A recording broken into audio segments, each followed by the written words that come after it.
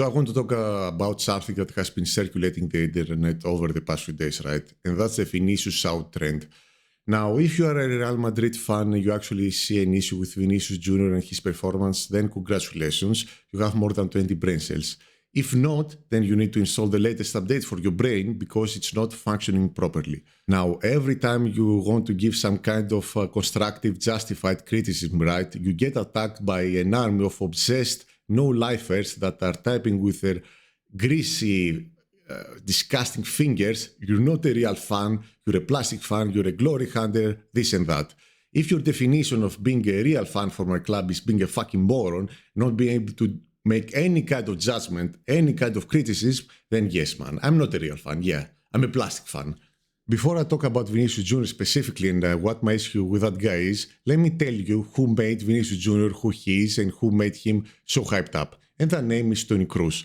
It's really easy to look like a superstar when you have a legendary midfielder like Toni Kroos feeding you passes, controlling the midfield, and making sure you get every attacking chance that you can.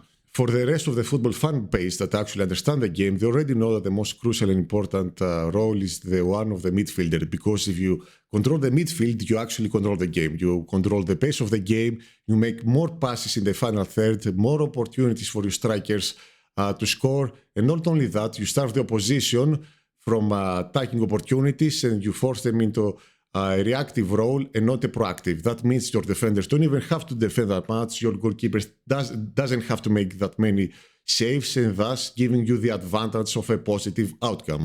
Now, how does any of this have to do anything with Vinicius Jr.? Because when Toni Kroos retired, everyone was looking at their next superstar called Vinicius Jr. and everyone was expecting him to deliver.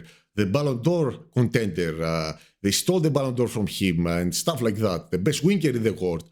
And the thing is, he didn't deliver anything. Now, what I'm saying is from a Real Madrid standpoint, because when you consider a star player in Real Madrid, your expectations are sky high. If he was playing for Juventus or some mid-Premier League club, his stats would be astronomical. But if you play in Real Madrid, your expectations are high as well. So for Real Madrid standards, his stats were absolutely atrocious.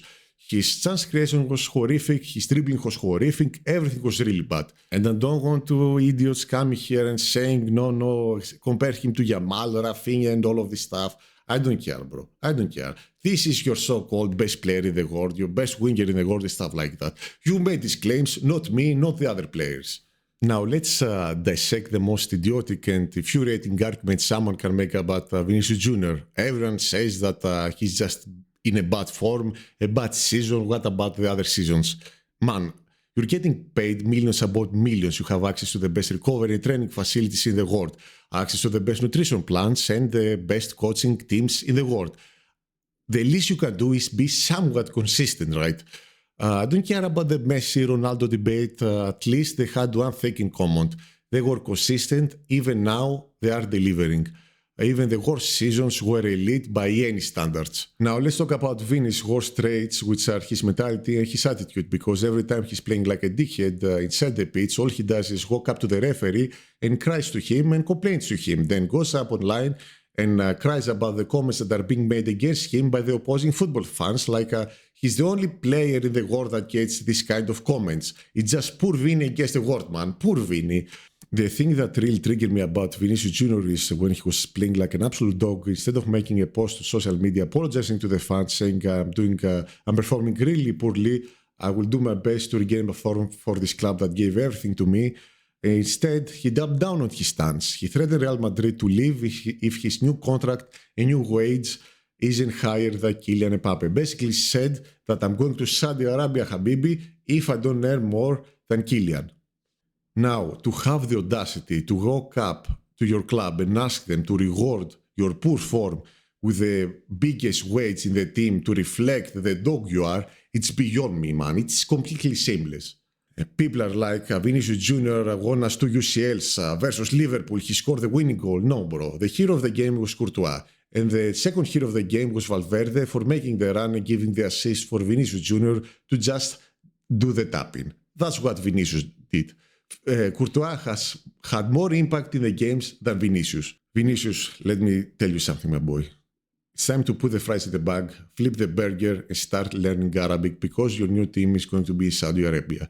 You're doing more harming your team than helping them. And the thing is, your sale is going to help Xabi Alonso make some signings in the midfield department that are actually going to help the team. The thing is, Kylian Mbappe, your teammate, is going to do a lot better in your position rather than a striker position, even though he did really well in the past season as a striker, which is not even his natural position. And you're playing in your natural position, and you're playing like a dog. The thing is, now they even have a decent striker. I think this Garcia guy is really good. So there's no reason for you to be in the team anymore. You can make any haircut you want, to post on the media after and all of this crap, but you're not that guy anymore, my friend. You're not that guy. Anyway, let me know in the comments down below if you agree, if you disagree. If you disagree, I don't really care. You probably don't understand football. But if you agree, that's good. That means you understand football.